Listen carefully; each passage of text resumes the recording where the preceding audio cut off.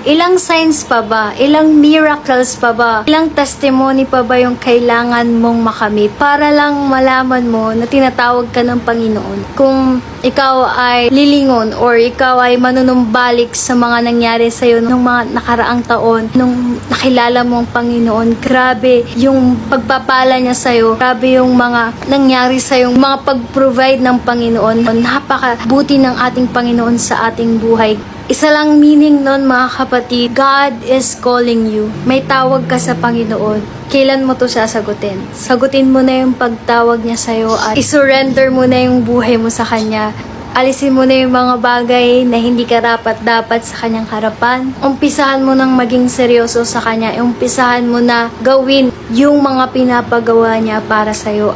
Alam kong tapat yung Diyos na tumawag sa'yo, kaya magtiwala ka sa Kanya. Yun lang, God bless, and Ate Kate out.